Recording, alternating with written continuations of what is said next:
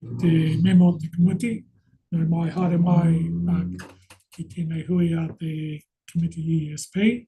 So welcome once again to the committee meeting of the Environment, Science and Policy Committee, following on from our workshop this morning.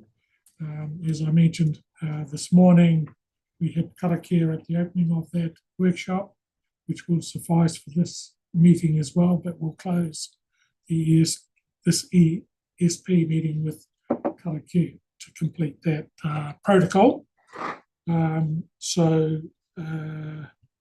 We have apologies. I'll move the receipt of the apology for Karen Coots and Michael Councillor Laws, submitted by Kate. All agreed. Ian's carried. Thank you. And the public, we're straight into the public forum, and I would like to welcome Associate Professor Alexander McMillan, who is going to talk on two topics, really. So welcome, Professor, Associate Professor. Ngā mihi kia koe, nau mahara mai. We look forward to your presentations. Thank you. Ngā mihi kia koe, Matua Ellison. Tēnā koutou councils and staff. Thanks very much for giving me the time to speak with two different hats on this morning in public forum. Firstly, I'm going to speak in my role as the Deputy Chair of Cosy Homes Trust, and secondly, as a public health doctor and environmental health academic. And I want to preface both of these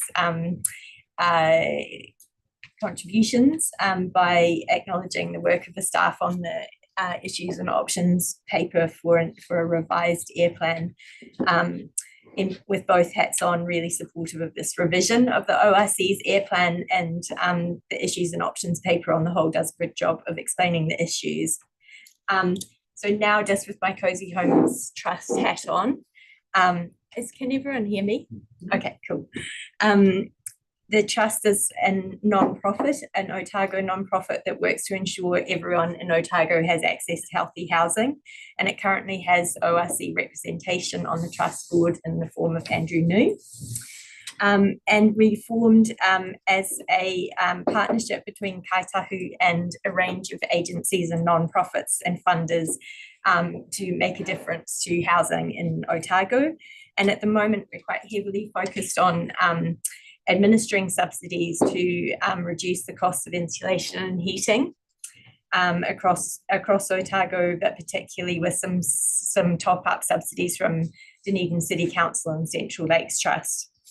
And we're in the process of rethinking our strategic plan and direction in parallel with this work around the air plan. So the two things are really intertwined and interconnected.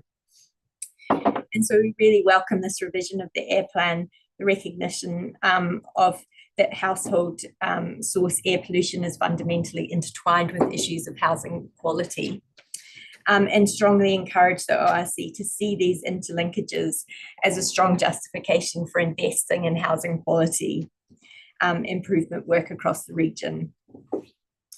Currently, eco-subsidies are only available for homes without fixed heating, and so it's not terribly helpful for replacing solid fuel burning with cleaner forms of heating that would improve air pollution as its main goal. So householders with low efficiency wood burners aren't eligible for financial support to replace them at this point. So we encourage the ORC to introduce a subsidy scheme specifically for the replacement of inefficient wood burners with low or no emissions alternatives. And we also encourage the ORC to reintroduce the ORC funded top-up of the eco-heating installation grants across Otago that were previously in place, and that Cosy Homes used to help administer. The revised air plan is an opportunity to consider how Cosy Homes and ORC can work together on improving housing quality as we complete our strategic reshaping with our community partners. And this timing puts us in a good position to partner with the ORC to achieve shared objectives. So we encourage a partnership approach to this with Cosy Homes Trust. So I'll leave that one pager with you to be in contact with us for partnership. Shall I move on, or would you like me to stop for questions at this point about Cozy Homes Trust? I do have a note here, there was no questions, is that right? No questions. Ken, kia ora. Right. Thank you. If the ORC or somebody else was to put in a subsidy for appropriate burners, like ultra low burners, how successful do you think? Do you have any comment in terms if that's a good idea? Yeah, I think from a Cozy Homes Trust perspective, that we would support that and think that that was a good idea, that that would only work if we, with the ECA funding as co-funding, if the household didn't have a source of heating to start with. Okay, if it didn't. How does a house not have a source of heating? Well, some houses don't have an inbuilt source of heating to start with. And so the ECA subsidies are supposed to be helping with that. Councillor Wilson. Sorry, my question was on that, and I think I've misunderstood you. I think you've asked us to Fixed heating source, sorry. fix it. So if they haven't got a heat pump already, or a fire or a wood burner, now they are not entitled to any ECA funding. No, they are. That's when they are entitled. Sorry if I've confused people. So the ECA subsidies are available for homes without a fixed source of heating currently.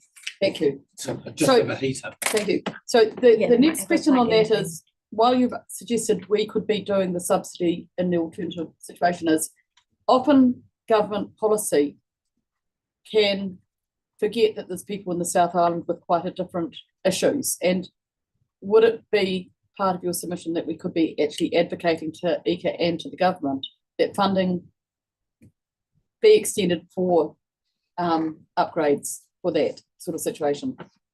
I mean, I think that Cozy Homes Trust would totally support that advocacy and would want to work in partnership to advocate with the ORC around that.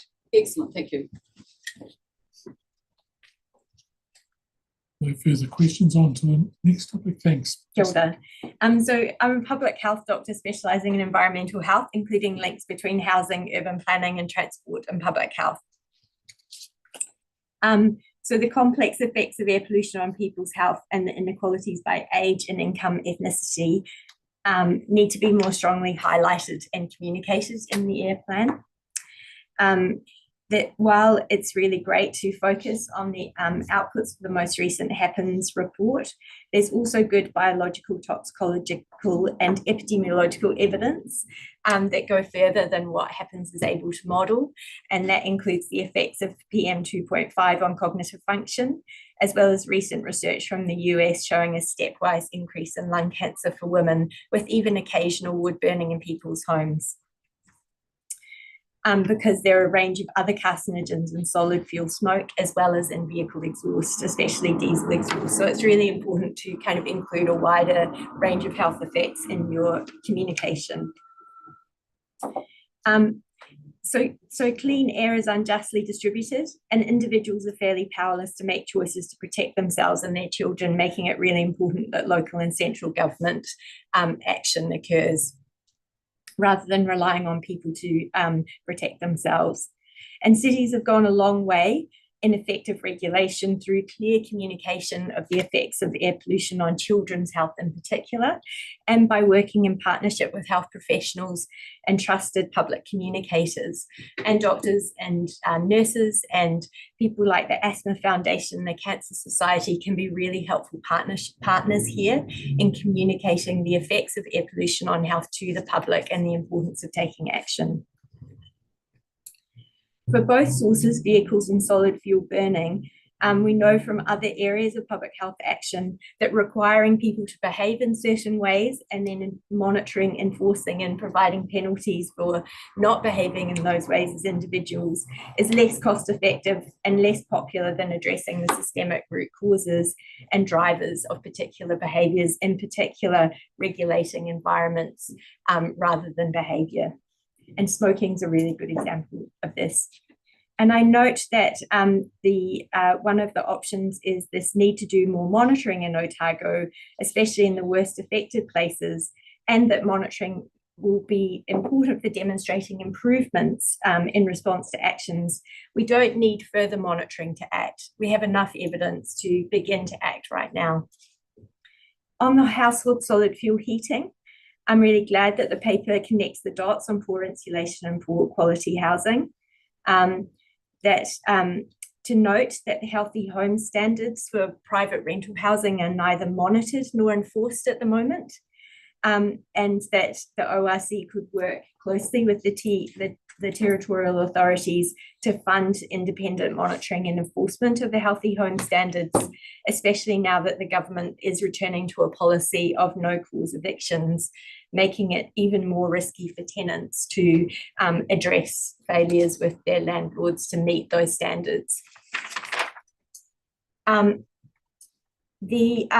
I had a few specific notes. I'm not sure whether we have time. I really support the plan to phase out non-ultra low emissions burners. That's going to be critical, as well as having a longer term goal of phasing out solid fuel burners of all kinds. But these won't be achieved without the ORC seeing improving housing quality as core business.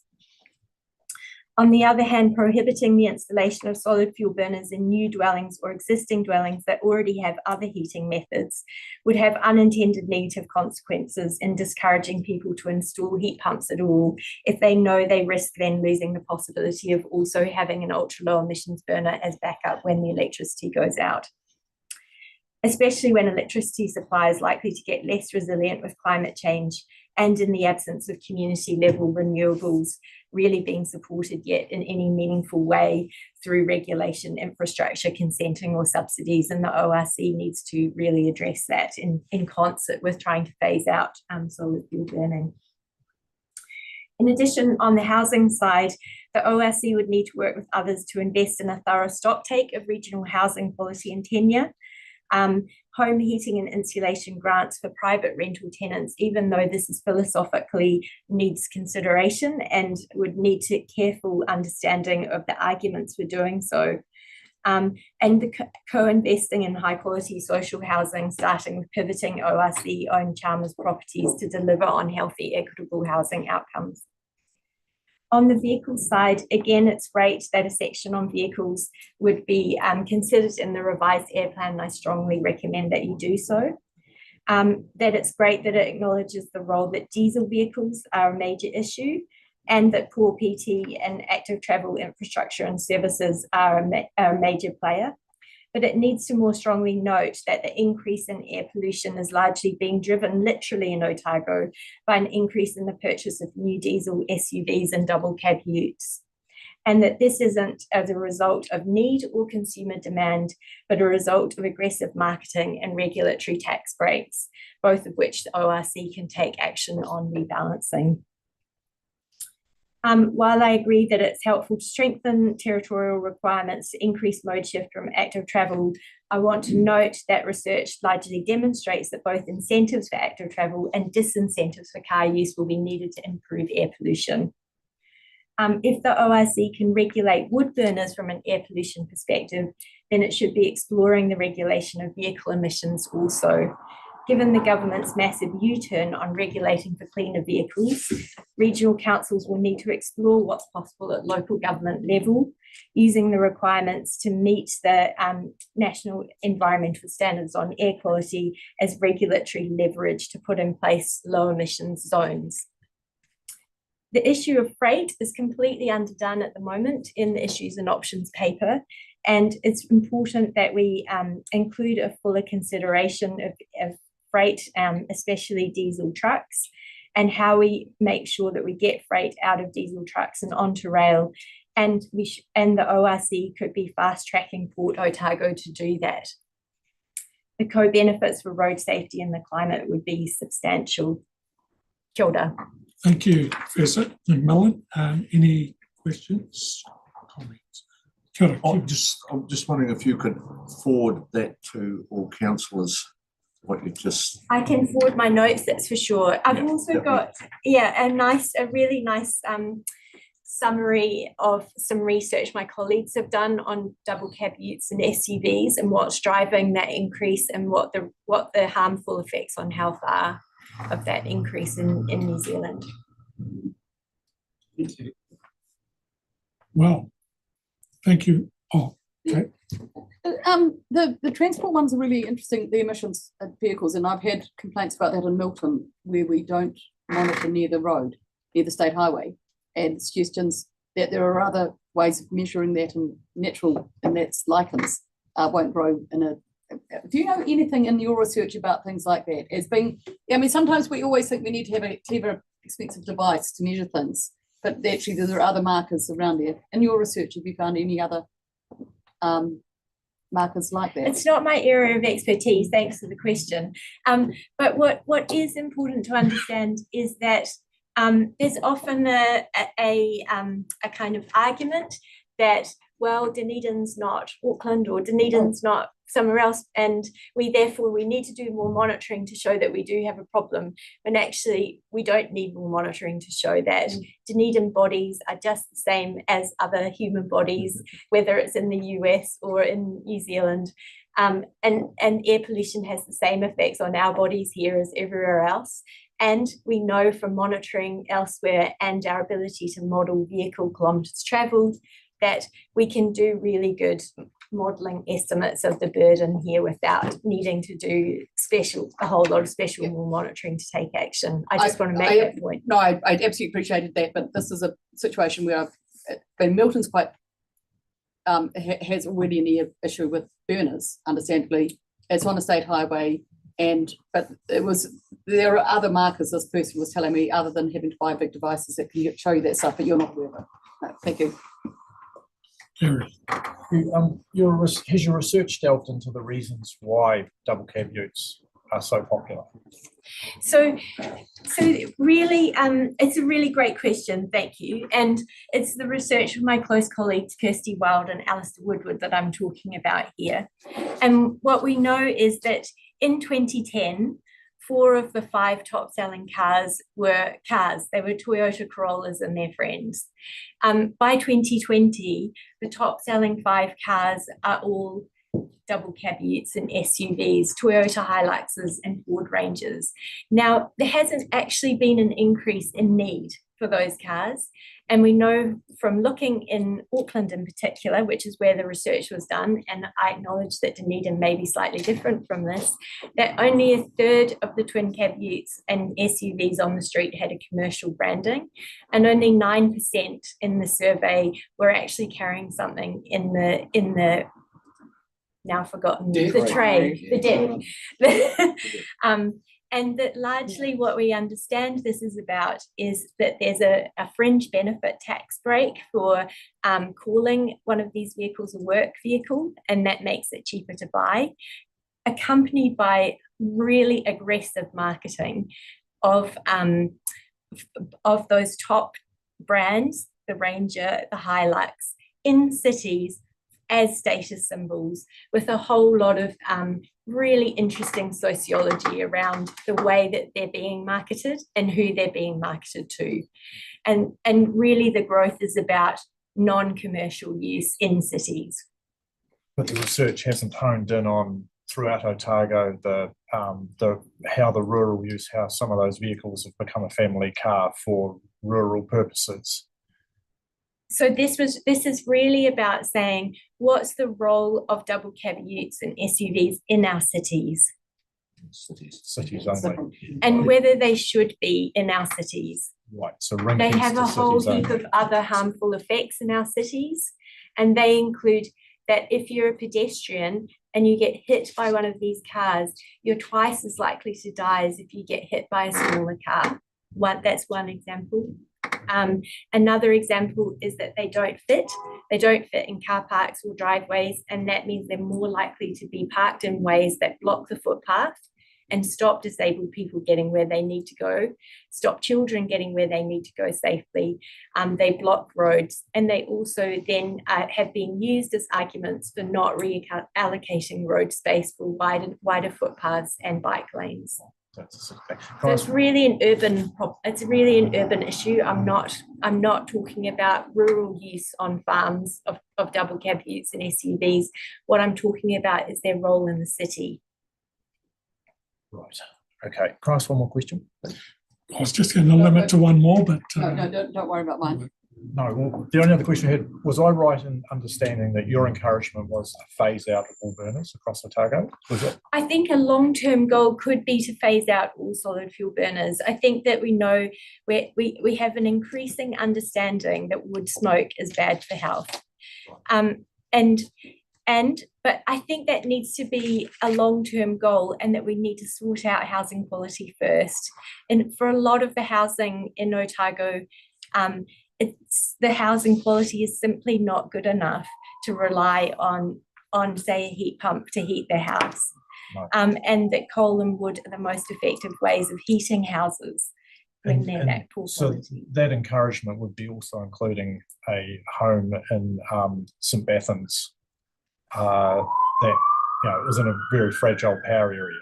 So you're saying for all rural Otago alongside urban Otago. Sorry, I think I've caught what you said with the siren. What I said was that Seen a wood burner up. what I said that if that is the long-term goal, then community energy resilience is a really critical piece of the puzzle. So that the house that you're talking about in St Bathans knows that it's got a reliable source of energy for heating, even if the electricity goes out, the grid, the main grid goes out. And so seeing improvements in air pollution and energy resilience as really intertwined is going to be critical if a long-term goal. But again, St Bathans, I mean, I'm not sure whether St Bathans is the most important priority here. What we're talking about first off is areas that have really poor air quality and some of the worst air quality in the country. good. Thank you, Professor McMillan, for your undoubted experience and knowledge on the subject and sharing your views this morning. Kia ora, thanks very much. Thank you. Right, I would move that we confirm the agenda. Could I have a seconder, please? Councillor Wilson, sorry, I meant to be calling you. Sorry. That's fine. Okay, couple, it's easy. So it's been moved and seconded to confirm the agenda. All those in favour say aye. Aye. It's carried. Conflicts of interest or any declarations of interest? Members are reminded to put those forward, should there be any, to be identified. No one is in their hand up. Confirmation of minutes of the 11th of October 2023. I think I was there, but I'll ask Kate. Kate's moving, seconded by Elliot. You were Elliot, were you there? So we'll need someone who was at that meeting. Thanks, Tim. Moved and seconded, put the motion, all those in favour say aye. Aye. Carried. Thank you. Open actions from the resolutions of the committee. None there. Matters for consideration are here now, and I think there may be a revised, is there? Yeah. Yes. Going to bring it up on the screen. I think the recommendations for the committee to consider. And there's also been emailed. They're also been emailed. Just a reminder, we've been on YouTube. We're live on YouTube for this meeting.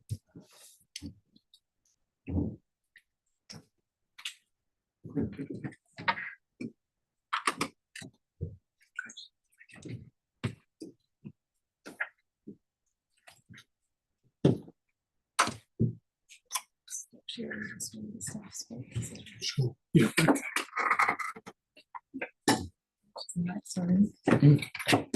Good. Welcome back. Thank you. I know you've been busy revising the recommendations, so over to you. So we just would take the paper as read, obviously, and discussed. And yeah, just we've adjusted some of the options and given you some options about which topics you want to consult on. So it's probably just easiest just to bring them up. If that's all right. Are in a lot more detail than the three in the paper were, Much just more to so. reflect Yeah. what we heard. Yeah, just if you're wondering why they look quite different.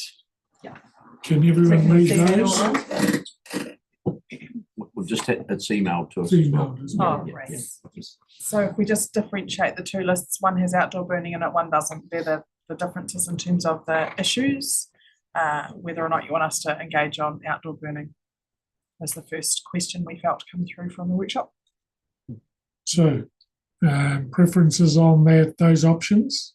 And they should probably be a 1A or a 1B. 1A So or either 1B. is 1A or B is.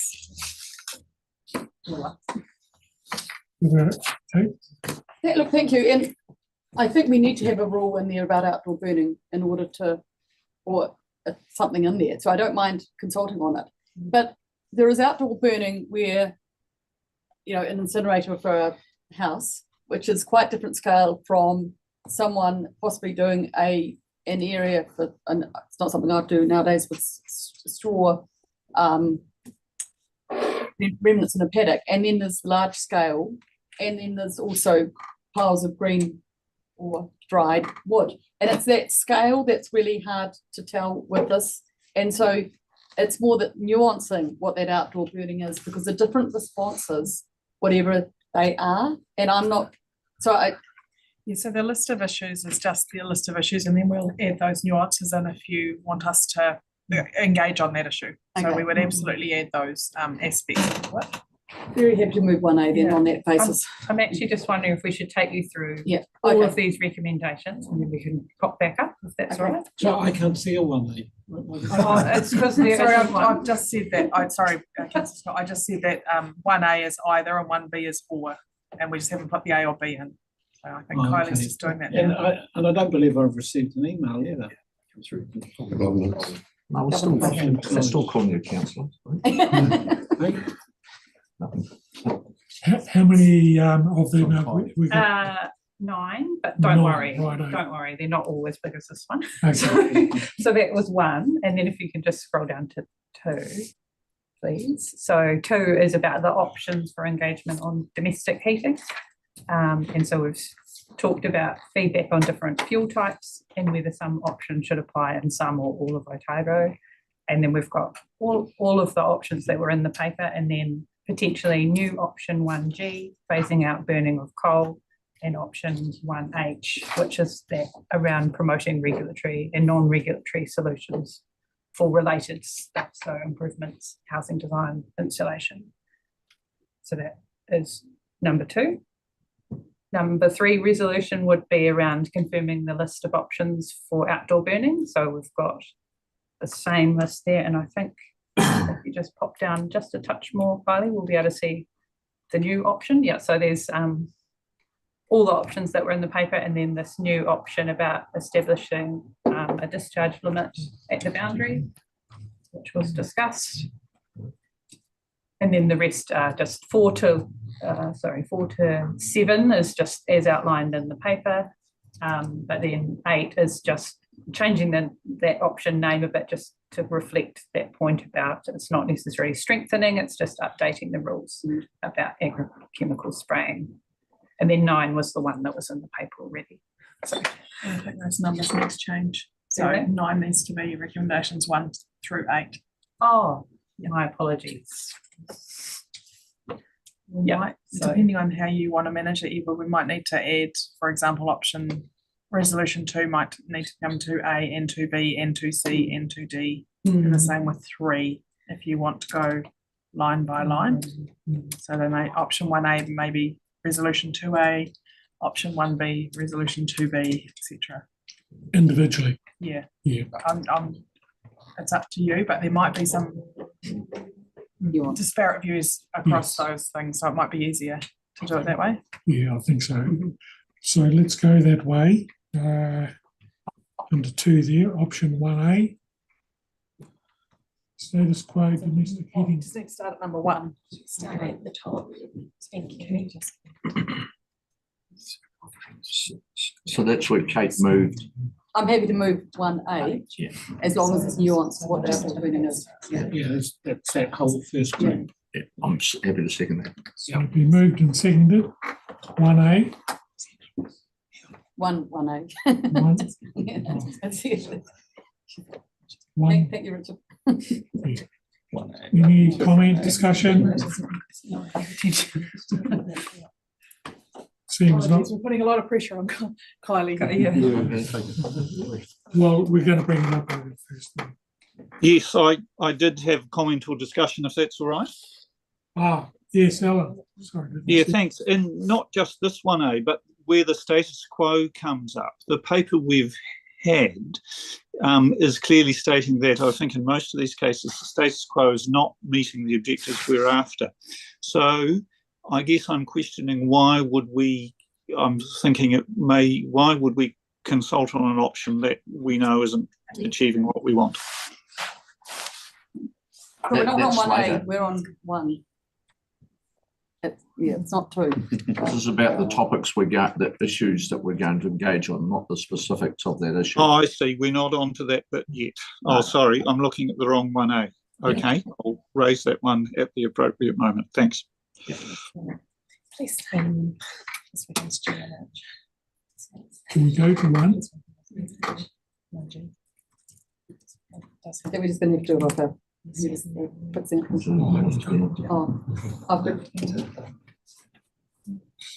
Well, I'll come over here. That's all. she's working on it. Right, list of issues for engagement, first one. Oh, the first group. Yeah, first grouping is what I'm happy to move, which includes the outdoor burners. Yeah, that's the only difference Mhm. between 1 and 2. Right. It's been moved and seconded, and no discussion. With the motion, all those in favour? Aye. Carried. Against? Against, did I say against? Against? Anyone against? No. Yes, Yes, that's one. No, I'm not against. No, we were just. I was for it. I wasn't on. Okay, we're on to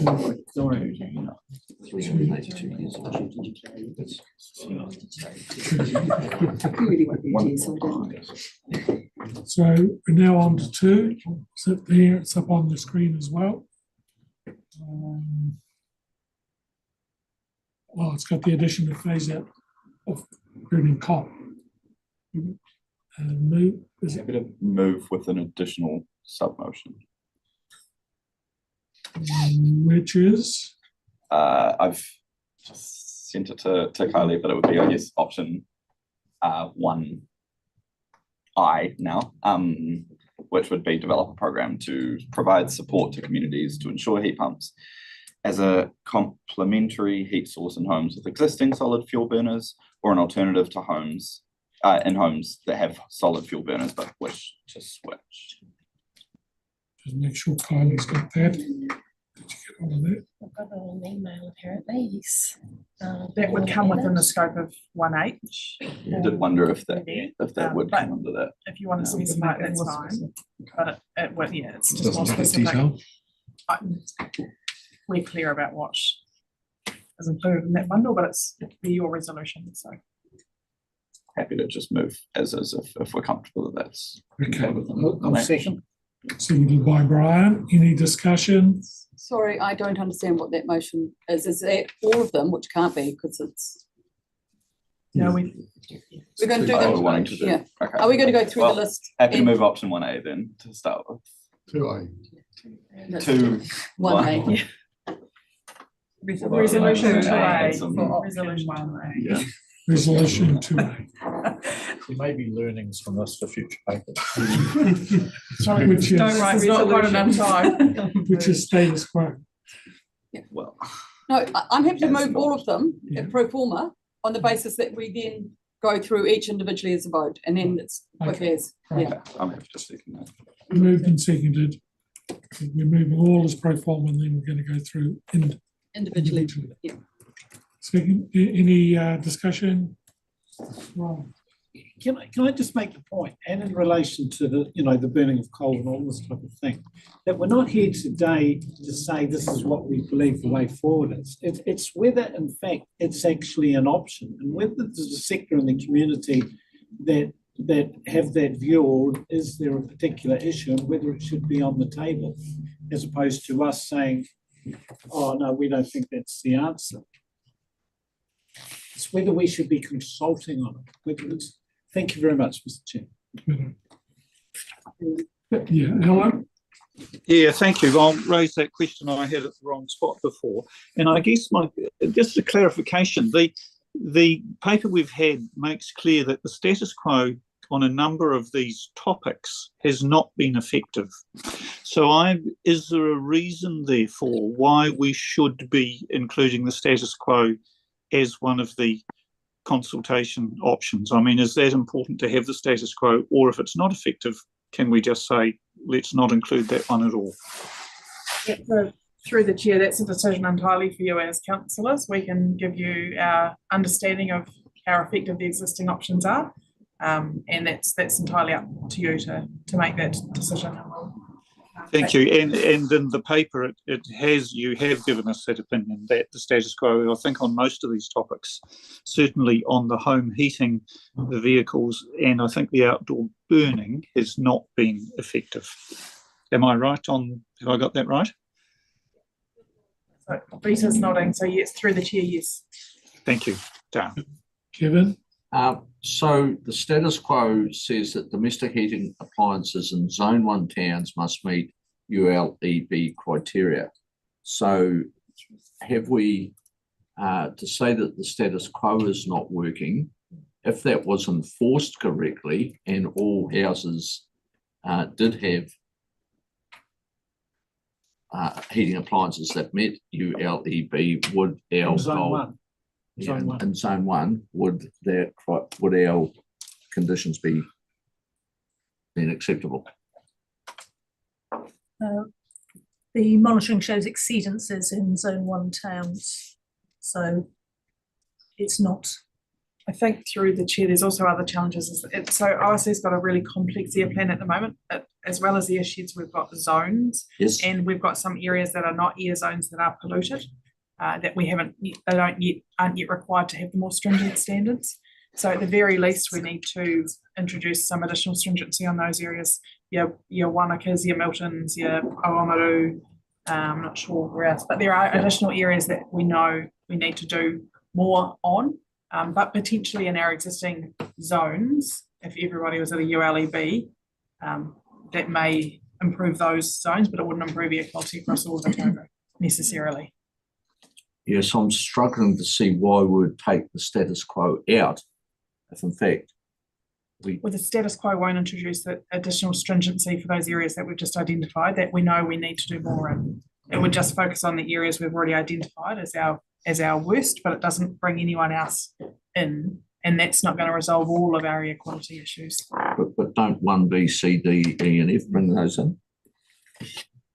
So as we said before, these aren't exclusive No. package, Yeah, but it could be yeah. that a combination of rolling out the same level of stringency across all of our urban areas, like we do for the existing Zone 1 towns, would be potentially an end solution. Yeah. So if we take the word status quo out, Yep. because we still want that to happen, don't we? That's a minimum. Yes. I think we can do that, right? Yeah, just in relation, to Alan's comments, why would we have the status quo if the status quo is not working? There will be elements of the status quo that will have their role. And there are elements of the status quo that aren't working, but we just can't throw the baby out with the bathwater. In terms of ULEB, they have actually been a significant step forward, but I suspect we have to do other things around it. And maybe at the end of the day, they won't get us where we need to go, but that doesn't mean they're not an option and part of the pathway. And it goes back to my point I made before. We're not here trying to pick the winners. We're trying to pick out the options that the community might want for consultation, for consideration, to take that information and try and make a decision. Thank you. Andrew. Thanks, Mr. Chair. My view with regards to status quo is leave status quo in for all the options, and the reasons why is if we want to achieve genuine and meaningful engagement with our community, it's really, really important that the community understands what the baseline is, what we've actually got at the moment, for them to be able to provide a meaningful and genuine submission, because if they're better informed, that will mean the process will be much more successful in understanding what we've currently got. I think it's really important in terms of baseline. For context. Yeah. Thanks. Okay. No, that's, don't worry, I'd rather get on to vote. Yeah, I totally agree with Andrew on leaving status quo in for all of this, because I think in what we're currently undertaking, status quo, and our activities and our enforcement or our ability to just educate people and get to really good practice, much of what we're trying to achieve under all of these new options would actually be achieved under status quo. And I think we are potentially going down the path of throwing out heat pumps because people don't clean the filters in them, to use a similar analogy. We are moving to a whole heap of different options when it comes to burners, when actually if dry wood properly provided, properly stored was used, a lot of this issue would go away. So I definitely want to see status quo remaining there, because I think that is under that we will possibly solve the problem with better practice. So it seems as though we've swung back to leaving status quo in there. It's been moved and seconded. No further discussion. Put it to the vote. It's just 1A, is it? All of them. All of them, they're all moved. All of them, okay, that's great. Two. All of them. All of Okay. two. All of two. So, There's discussion. Aye. all right, so we're going to put that to the vote. All of those in favour, please say aye. Aye. Aye. No from Ellen. Well, those No, that wasn't a no from me. After hearing that discussion, I'm happy to have that all left in. Oh, right. So if I say those against, there'll be no one putting the hand up. Yeah. Sounds right. So the motion has been moved. Thank you. It's been passed. So moving on to the next set. There it is. I think we've got it all on the screen there now. Item 3, confirm a list of options for engagement on outdoor burning. Discussion. Happy to move 3 to G. What A to G? I'm not happy with H. Sorry, don't understand it. I think it's too hard. So it has been moved. Oh, sorry. You want to talk about that because you permit. No. What are you looking, sorry? So the We're on 3, aren't we? yeah, H. option I don't want to do H. I don't understand it. So it would be a new option to G. So the new one is G.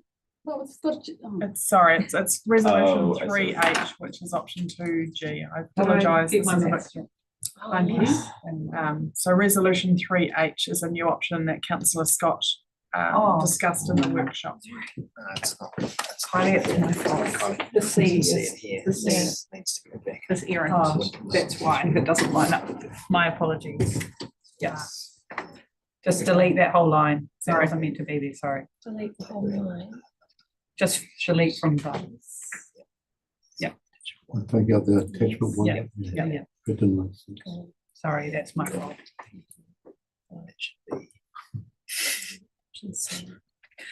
Makes a lot more sense. Right.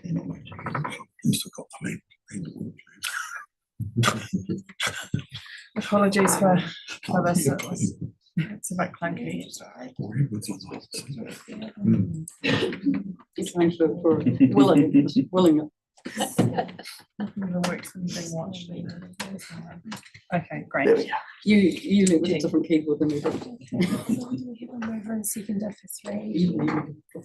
Well, we have a mover, And made, if I don't get a second, it's fine. I'm a second, that's the normal. seconded, you were happy, now that we clarified. So I'm now to, yeah, I don't want that last one because I actually think it's problematic and we'll delay it because I don't think we can get that information. So I don't want to move the G in there now. I've just to F. So that's what I want to move, and I'm happy that Have some. a second to F. Was seconded by, was that a second? Well, I wanted Sorry, two can I make G a suggestion just included, for- and I'd like to speak to that. Can I just make a suggestion? If we move A to F and then allow Brian to move G, and then if there's a second, we can have a discussion about G. Thank you. Thank you. So if Kate moves A to F, seconded by Kevin. Yeah. And then Yes, so Kate's happy with that, and so is Kevin with A to F. It's been moved, seconded, discussion, looks pretty, discussion on that motion? No, so we'll put the motion. All those in favour, please say aye. Aye. Before you move. Carried. So now we're on to G. Edward, could I just ask a question around option G Sure. prior to Ryan's? So I'm just wondering how you people anticipate, so my understanding is that you get a meter that says there's X amount of smoke coming across the boundary. Yeah, so So would that, for clarity, G wouldn't be establishing a number, it would be having a discussion about whether we should establish. So we wouldn't be doing the signs to say this is the number and how we measure it. We would say, how viable is it to establish a numerical discharge limit? What does it need to look like? How do we measure it? Is it something we can do? So it's not doing, it's understanding whether it's an option, is what G, for my mind, that's what G is. Yeah, so can I speak to it? Question. Okay. Question first. So staff didn't put this in, and your original suggestion was that it's really hard to do. And is that correct? It's something that's used in industrial discharges. I don't know that anyone's explored it. I'm not necessarily saying it's a bad idea. It's just one that we haven't thought of. That's all. So when you say we're putting it out for consultation, totally get that a lot of people will think it's a really good idea. But if it's a really expensive good idea, at what point would that come back to us for consideration? That'd be part of that. Yeah, they would come back to you and I would say it's something that it's feasible, the equipment exists, we can make a permitted activity rule, do all these things. This is the cost, this is the burden, this is the likely implications. And that would come back. That would come back. Thank you. Andrew. I'm not sorry, Andrew, Brian. Like, through the chair, Anita, like I'd be happy for the word established to be swapped with investigate. Consider. Yeah.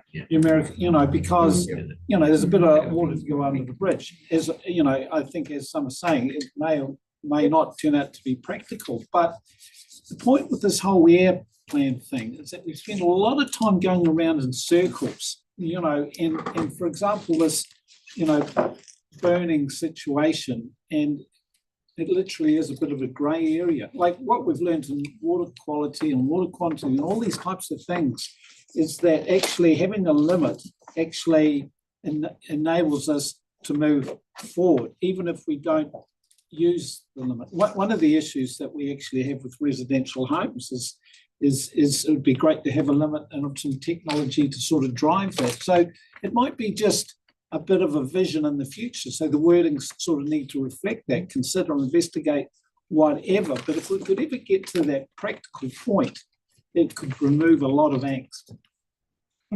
So are you saying consider the establishment of? Or just consider numerical, even I wouldn't mind, you could get rid of numerical, or just discharge limits for outdoor burning or whatever. So there's already limits on, and they are not objectionable beyond the boundary. They are considered limits, which is why we've added numerical in there. Any further discussion? So if we're gonna move in a seconder for 2G, I'm assuming Brian's moved it. Yeah. I'm happy to second. Any further discussion?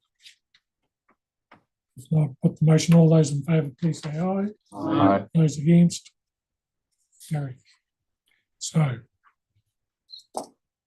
Get a bit more straightforward from here on in. Thank you for persevering on that.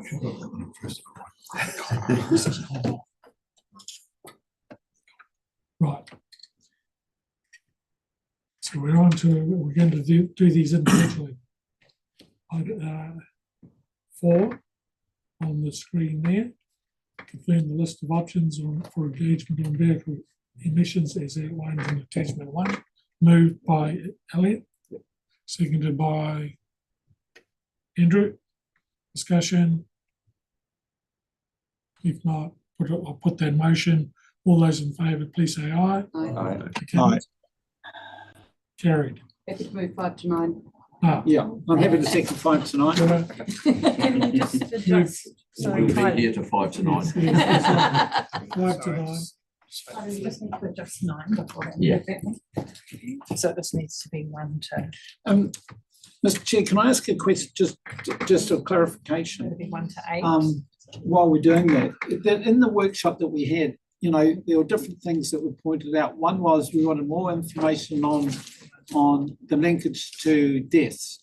You know, I also came up with, you know, more of a technical basis of the burner comparison, and also the liaison. Andrew came up with liaison with district councils, and I came up with, let's get the learnings from regional councils. It was already apparently got, but maybe put that in the tablet. Is that a motion, or have staff taken that on board? We've got that, and what we haven't yet designed is what the engagement looks like, and what I was thinking through that is potentially we'll have a technical workshop with you to talk through some of that stuff, maybe before, we just need to plan that out, but this gives us the ability to start doing that. Thank you, Anita. Thank you, Mr. Chair. Very good. Any further discussion? If not, we'll put that motion. All those in favour, please say aye. Aye. Against? Aye. No, that's a bit high. Against, carried. Oh, very good, thanks. Got it. Thank you for persevering with us, that was Well one done. anticipated, so we To the end of the meeting, and as I said at the start of the workshop, I'll close this part of the day with a kind of care as we open. So unuhia te uru tapu nui, kia wātia, kia māma, te tino, te nākau, me te wairua, i te ara takata, ko ia rā te whakairia ake kei runga, tūturu whakamaua tīna, tīna haumi e hui e. Yeah. Kia ora.